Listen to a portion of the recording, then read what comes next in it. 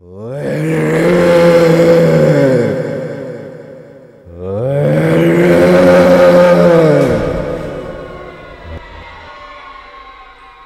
চিৎকারটা যেন ছুরির ফলার মতো বিঁধল তার কানে। আবার সেই ডাক, এত স্পষ্ট ডাক যে আতঙ্কে দুহাতে কান ঢেকে ফেলল সে। সেই ডাকে জেগে উঠল কুকুরটাও। এক লাফে দরজার কাছে গিয়ে পাল্লার নিচেটা শুকতে শুকতে প্রচন্ড চিৎকার করে ডাকতে লাগলো সে। ভয়ে তার গায়ের লোম খাড়া হয়ে উঠেছে, লেজটা সোজা হয়ে দাঁড়িয়ে আছে। তার পিছনে দাঁড়িয়ে জোরে চেঁচাতে লাগলো উলরিক।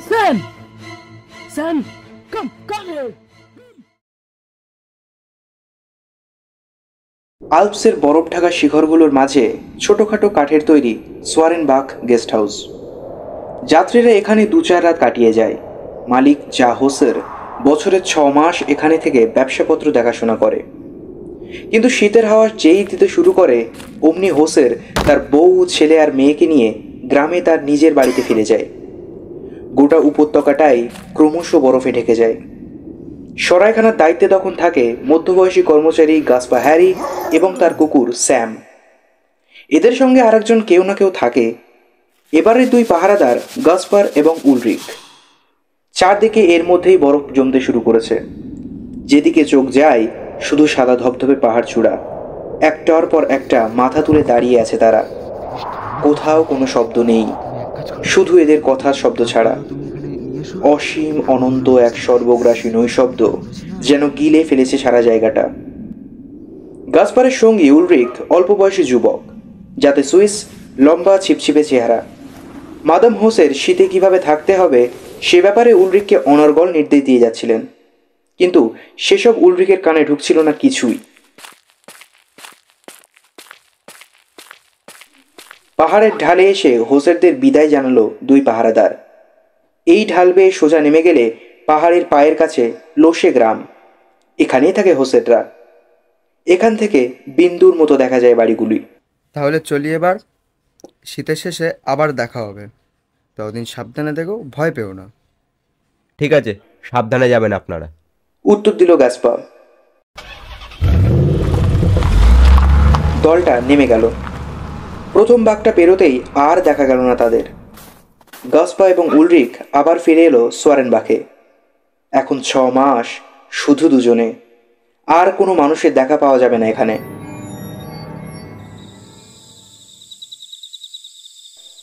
গাসপারের অবশ্য এসব অভ্যেস আছে। গত 14 বছর ধরে সে এই কাজ করে আসছে। সেসব গল্পই উলরিকের কাছে করতে লাগলো সে। মাথা নিচু করে সঙ্গীর কথাগুলো মন দিয়ে শুনছিল উলরিক। এদিক ওদিক ঘুরছিল শ্যাম। কথা শেষ করে উঠে পড়ল গাসপার, বলল, মেয়েরা কেউ নেই, নিজেদের খাবার নিজেদেরই তৈরি করতে হবে। তুমি বরং আলুর খোসাটা ছাড়াও, আমি রান্নাটা দেখছি। খোলা জানালা দিয়ে সামনের পাহাড়টা অদ্ভুত সুন্দর লাগছে। রান্না শেষ করে দুজনে খানিকক্ষণ তাস খেলল, তারপর খাওয়া দাওয়া শেষ করে শুয়ে পড়ল। পরের কয়েকটা দিনও একইভাবে কেটে গেল। বাড়িগুলো পর্যন্ত বরফে চাপা পড়তে শুরু করছে। সন্ধেবেলা দুজনে তাস খেলে, গল্পগুজব করে কাটিয়ে দেয়। গাসপার রোজই সকালে ওঠে ঘুম থেকে। এক সকালে উলরিককে ডেকে তুলল সে। চলমান এক সাদা মেঘের স্তর চারপাশ দিয়ে ঢেকে ফেলছে তাদের। নিঃশব্দে ধীর গতিতে এগিয়ে আসছে সেই মেঘের স্তর। ক্রমশই ঘন থেকে ঘনতর হচ্ছে তা। টানা 4 দিন 4 রাত ধরে বরফ পড়ে চলল। জমে জমে পাথরের মতো শক্ত হয়ে গেল সেই তুষার। বরফ উঠার দিয়ে কেটে রাস্তা করতে হলো তারই মধ্যে দিয়ে। শুরু হয়ে গেল বন্দি জীবন। চারপাশের পৃথিবী থেকে বিচ্ছিন্ন হয়ে গেল সোয়ারেনবাখ গেস্ট হাউস। বাইরে বেরোনোর পথ বন্ধ। ঘরের কাজ ভাগ করে নিল দুজনে। উলরিক ঘর পরিষ্কারের দায়িত্ব নিল, জ্বালানি কাঠও সে কাটত। গাসপার রান্না করত আর আগুন জ্বালিয়ে রাখত ঘরে।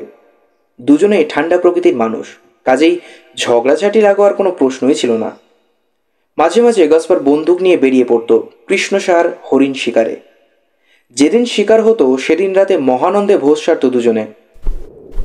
সেদিন সকালে সূর্য ওঠার আগেই শিকারে বেরিয়ে গেল গাসপা। একা একা বিছানায় শুয়ে থেকে 10টা নাগাদ উঠল উলরিক।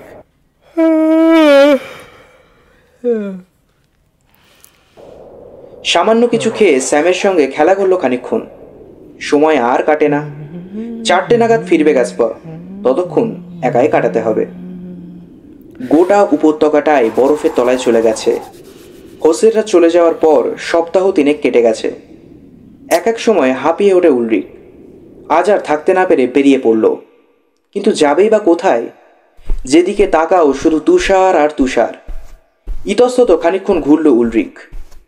পাহাড়ের ঢালের ওদিকটাই শুধু বরফ ছাড়া আর কিছুই দেখা যায় না। বিষণ্ণ হয়ে গেল তার মনটা। গাসপার এদিকটাও এলে দেখা যেত। ওদিকে সূর্য ক্রমশ ডুবছে। বরফের ওপর শুকনো ঠান্ডা বাতাস বইতে শুরু করেছে। গাটা শিরশির করে উঠল উলরিকের। জোরে চেঁচিয়ে দুবার গাসপারের নাম ধরে ডাকলো।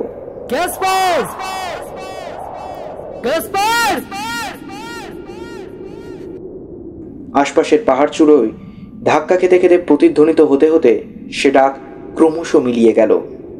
কোনো উত্তর পাওয়া গেল না। সোয়ারেনবার্গ লক্ষ্য করে হাঁটতে লাগলো উলরিক। সূর্য পাহাড় চূড়ার আড়ালে চলে গেছে। একটা ছায়াচ্ছন্ন ধূসর স্তর গ্রাস করে ফেলছে চারপাশকে। কেমন ভয় করতে লাগলো উলরিকের। এই নৈশব্দ, এই প্রচণ্ড ঠান্ডা, এই নিঃসঙ্গতা যেন ক্রমেই আচ্ছন্ন করে ফেলছে তাকে। জমে যাচ্ছে শরীরের রক্ত, হাত পাগুলো হিম হয়ে আসছে, স্থানু হয়ে যাচ্ছে সে। প্রচণ্ড ভয়ে প্রাণপণে দৌড়াতে লাগলো উলরিক। দূর থেকে সরাইখানাটা দেখতে পেল সে, কিন্তু চিমনি দিয়ে ধোঁয়া উঠছে না তো। আরও জোরে দৌড়ে দরজাটা খুলল উলরিক। স্যাম লাফিয়ে এসে তাকে অভ্যর্থনা জানালো, কিন্তু গ্যাসপারের কোনো চিহ্ন নেই। এখনো এলো না। আগুনটা জ্বালিয়ে খাবারটা গরম করে খেয়ে নিল উলরিক। ক্রমশ রাত নেমে এলো। পাহাড় চূড়ার সাদা বরফের উপর চাঁদের আলো পড়ে একটা অপার্থিব মায়াময় পরিবেশ সৃষ্টি হলো। তারপর চাঁদও লুটিয়ে পড়ল চূড়ার পিছনে। গাসপার এলো না। কি করবে ভেবে পেল না উলরিক। গাসপার কি দুর্ঘটনায় পড়ল? অসুস্থ হয়ে পড়ল কোথাও? এই হাড় কাঁপানো ঠান্ডায় বরফে সারা রাত পড়ে থাকলে কি হবে? চেঁচালেও কেউ শুনতে পাবে না, কেউ সাহায্য করতে এগিয়ে আসবে না। মাইলের পর মাইল শুধু ধুধু করছে বরফ। এই অবস্থায় পাহাড়ের প্রতিটি ধাপ বিপজ্জনক। কোনো হারিয়ে যাওয়া মানুষকে খুঁজতে গেলে অন্তত 20-25 জন লোক দরকার। তবু উলরিক ঠিক করলো রাত 1টা পর্যন্ত দেখবে। যদি তার মধ্যে গ্যাসপার না ফেরে, তাহলে স্যামকে নিয়ে সে খুঁজতে বেরোবে নিজেই। তাতে যা হয় হবে। ঘড়ির কাঁটা এগিয়ে চলল। রাত 1টা বাজল। গাসপারের চিহ্ন মাত্র নেই। কোন দিকে যাবে জানা নেই। বাদিক ধরে এগোতে লাগলো উলরিক। হাতে লোহার শিক। প্রায় টানা 5 ঘন্টা হেঁটে একটা শিখরে পৌঁছলো তারা। এখানে হরিণ শিকার করতে প্রায়ই আসে গাসপার। রাত প্রায় 2টো বাজে। সেখানে সূর্য ওঠার জন্য অপেক্ষা করতে লাগলো তারা। ওপরে আকাশটা ক্রমশ ফর্সা হতে শুরু করলো। হঠাৎই আচমকা আল্পসের পিছন থেকে লাফিয়ে উঠে পড়ল সূর্যটা। খুঁজতে শুরু করলো উলরিক। কুকুরটাও বরফ শুকতে শুকতে এগিয়ে চলল। সতর্ক নজর রাখতে রাখতে নামছে উলরিক। মাঝে মধ্যেই উচ্চ স্বরে হাঁক দিচ্ছে গাসপারের নাম ধরে। গ্যাসপার! একবার মনে হলো যেন সাড়া পেল। গ্যাসপার, এটা কি তুমি? তাড়াতাড়ি দৌড়ে গেল সেদিকে, কিন্তু আর কিছুই দেখতে পেল না। এইভাবে খুঁজতে খুঁজতে সন্ধ্যা নেমে এলো। বরফের মধ্যেই একটা বড় গর্ত খুঁড়ে তার মধ্যে স্যামকে নিয়ে কম্বল মুড়ি দিয়ে পড়ে রইল উলরিক। ভীষণ ঠান্ডায় হাত পা জমে যাবার জোগাড়। একটু ঘুম হলো না। দিনের আলো ফুটতে আবার উঠে পড়ল তারা। পা দুটো লোহার গরাদের মতো ভারী বলে মনে হচ্ছে। বুকের ভিতরে যেন হাতুড়ি পিটছে। কোথাও কোনো আওয়াজ শুনলেই বুকটা ধক করে উঠছিল। হঠাৎ তার মনে হলো ঠান্ডায় সেও তো অসাড় হয়ে যেতে পারে। এই জনমানবহীন জায়গায় কেউ তাকে বাঁচাতে আসবে না। নির্মম মৃত্যুর চিন্তায় সব উৎসাহ হারিয়ে গেল উলরিকের। এবার সে বাড়ি ফিরতে পারলে বাঁচে। স্যামেরও একটা পা ঠান্ডায় অকেজো হয়ে গেছে। দুজনে মিলে খোঁড়াতে খোঁড়াতে বিকেল 4টে নাগাদ সোয়ারেনবার্গে ফিরল। ক্লান্তিতে শরীর আর বইছে না। শুয়ে পড়ল সে, এবং শুয়েই ঘুমিয়ে পড়ল। উঠল যখন, তখন রাত প্রায় 10টা। ঠিক সেই সময় বাইরে কে যেন ডাকলো ফিসফিস করে। চমকি বিছানায় উঠে বসল উলরিক। কে ডাকলো? আবার ভেসে এলো সেই তীক্ষ্ণ কণ্ঠস্বর। ওই তো গ্যাসপার ফিরে এসেছে। লাফিয়ে উঠে দরজা খুলে দিল উলরিক। চিৎকার করে উঠল, গ্যাসপার, চলে এসো গ্যাসপার, চলে এসো। কোনো উত্তর নেই, এমনকি কোনো গোঙানির শব্দও নয়। বাইরে ঠান্ডা বরফের ছুরির মতো বাতাস। এতে কেউ বেঁচে থাকতে পারে না। এ বাতাসের মুখে মৃত্যু অবধারিত। ভয়ে ঘরের ভিতরে ঢুকে দরজায় ছিটকিনি এঁটে দিল উলরিক। তারপর ধপ করে চেয়ারে বসে পড়ল সে। এখন আর তার মনে কোনো উৎসাহ নেই যে ঠিক মৃত্যু মুহূর্তেই গ্যাসপারের আত্মা আকুল আহ্বান জানিয়েছে উলরিককে। এ ব্যাপারে একেবারে নিশ্চিত সে যে 3 রাত ধরে মৃত্যুর সঙ্গে যুদ্ধ করে মৃত্যুর কোলে ঢেলে পড়েছে গ্যাসপার হ্যারি। মৃত্যু এসেই মুক্তি দিয়েই হ্যারির আত্মা ঘুমন্ত উলরিককে ডেকেছে। কিন্তু কেন?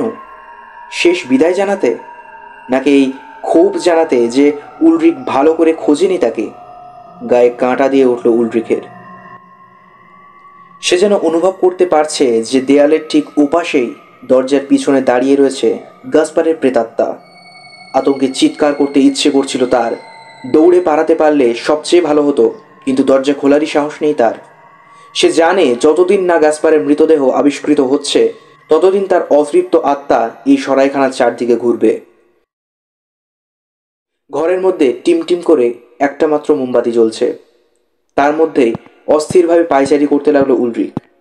কানটা খাড়া করে রইল, যদি সেই ডাক আবার শোনা যায়। এক দুঃসহ পরিস্থিতি।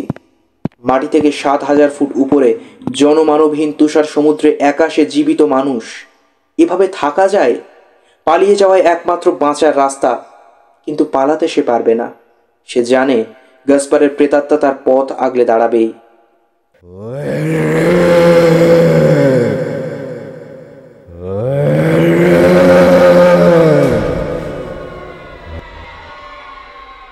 তীক্ষ্ণ চিৎকারটা যেন ছুরির ফলার মতো বিঁধল তার কানে।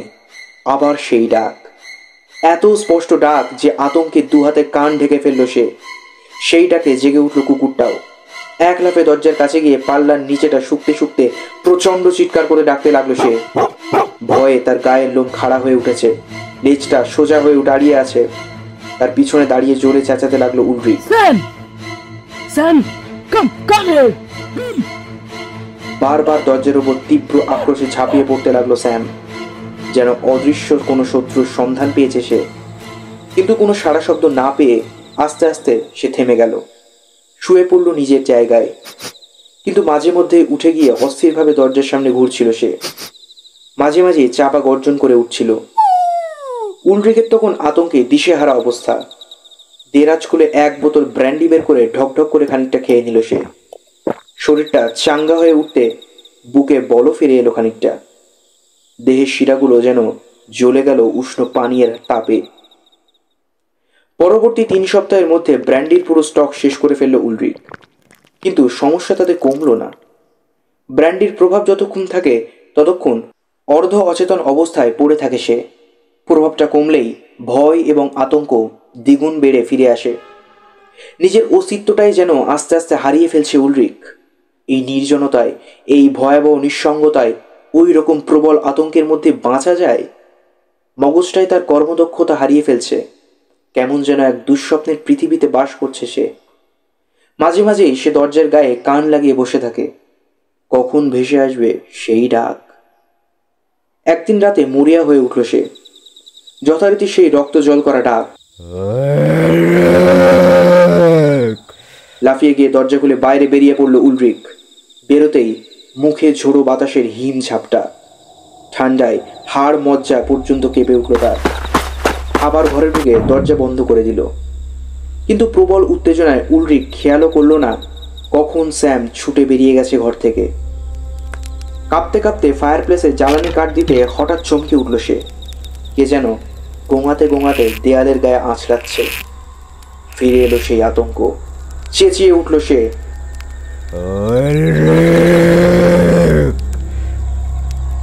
নিঃসীম বেদনায় কে যেন চিৎকার করে উঠল। আর সেই চিৎকারে নিজের যাবতীয় বোধ বুদ্ধি হারিয়ে ফেলল উলরিক। আবার চেঁচিয়ে উঠল। ঘরের মধ্যে একটা লুকোনোর জায়গা খুঁজতে লাগলো সে।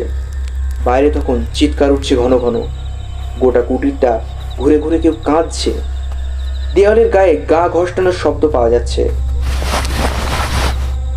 আর দেরি না করে ঘরের যত আসবাবপত্র নিয়ে দরজার সামনে ব্যারিকেড তৈরি করে ফেললো উলরিক। জানলাগুলোর সামনেও নানা রকম জিনিসপত্র দিয়ে বাধা তৈরি করলো। বাইরের জিনিসটা তখন অতি কাতরভাবে গুঙাচ্ছে। ভিতরে উলরিকেরও আর কথা বলার ক্ষমতা নেই। সেও গুঙাতে লাগলো বসে বসে। চোখে তার এক অস্বাভাবিক দৃষ্টি। দিন যায়, উলরিকের দুর্ভাগ্যের শেষ হয় না। বাইরে এখন তার শুধু ডাকই শোনা যায় না, পরিষ্কার বোঝা যায় কেউ ঘরে ঢোকার চেষ্টা করছে। নানা রকম গলা ভেসে আসছে, কখনো তীক্ষ্ণ চিৎকার, কখনো কাতর আবেদন, কখনো ফিসফিসে বন্ধুত্বের ডাক। শব্দ সেই একটাই। দু হাতে কান চেপে বসে থাকে উলরিক। মাঝে মাঝে পাগলের মতো চেঁচিয়ে ওঠে, নিজের মনেই বিড়বিড় করে। ক্রমশ স্মৃতি যেন ঝাপসা হয়ে আসছে তার। আগের কথা তেমন ভাবে আর মনে পড়ে না। অতল ক্লান্তিতে অবশেষে একদিন ঘুমিয়ে পড়ল সে। নিশ্ছিদ্র আচ্ছন্ন করা ঘুম। পরের দিন যখন জেগে উঠল, তার মন এবং স্মৃতি দুই শূন্য হয়ে গেছে। শীত শেষ হলো। জেমি হিমবাহে যাওয়ার রাস্তা সুগম হলো আবার। হোসের পরিবার আবার উঠে এলো পাহাড়ের মাথায়। মা মেয়ে দুজনেরই অবাক লাগছে বেশ। 2 প্রহরীর তো এখানে দাঁড়িয়ে থাকার কথা। লুইস তো এমনও আশা করছিল বরফ সরে যাওয়ায় উলরিক তাদের গ্রামের বাড়িতে গিয়ে হাজির হবে, গল্প করবে কিভাবে লম্বা শীতকালটা কাটলো। ব্যাপারটা কি? সরাইখানার সামনে এসে সবাই চমকে উঠল। বাড়িটার অনেকটাই তখনও বরফে ঢাকা। দরজা জানলা বন্ধ। বাইরে কি একটা প্রাণীর কঙ্কাল পড়ে রয়েছে। গায়ের মাংসগুলো খেয়ে গেছে গলে। যা হোসের ভালোভাবে পরীক্ষা করলো কঙ্কালটা, তারপর বলল, মনে হয় কুকুর স্যামের কঙ্কাল, শীতে মারা গেছে হয়তো। কোনো সাড়া শব্দ নেই। হঠাৎই ঘরের ভিতর থেকে একটা জান্তব চিৎকার ভেসে এলো। আবার ডাকলো যা হোসের। এবারও সেই চিৎকার। আর অপেক্ষা না করে হোসের তার 3 ছেলেকে নিয়ে দরজায় ধাক্কা দিয়ে খোলার চেষ্টা করলো। কিছুতেই খুলল না দরজা। অগত্যা সঙ্গের বড় কাঠের খুঁটিটা দিয়ে 4 জন দরজায় জোরে জোরে ধাক্কা দিতে শুরু করলো। খানিক বাদে হুড়মুড় করে ভেঙে পড়লো দরজাটা। সেই ধাক্কায় ভেঙে পড়লো পাশের বোর্ডের দেওয়ালটাও। গোটা বাড়িটা কেঁপে উঠল। দেখা গেল সেই ধ্বংসস্তূপের মধ্যে দাঁড়িয়ে আছে এক অদ্ভুত দর্শন মানুষ। তার লম্বা চুল কাঁধ পর্যন্ত নেমে এসেছে, দাড়ি ছুঁয়েছে বুক, গায়ের জামা কাপড় ছিন্ন ভিন্ন, চোখ দুটো জলজল করছে। প্রথম লুইজই তাকে চিনতে পারল। নিজের গ্রামে নিয়ে গিয়ে উলরিককে ডাক্তার দেখানো হলো। সবার আশঙ্কায় সত্যি হলো। যে কোনো কারণেই হোক উলরিক উন্মাদ হয়ে গেছে। গাসপারের কি হয়েছে জানা গেল না, তার কোনো খোঁজও পাওয়া গেল না। উন্মাদ আশ্রমেই ঠাঁই হলো উলরিকের।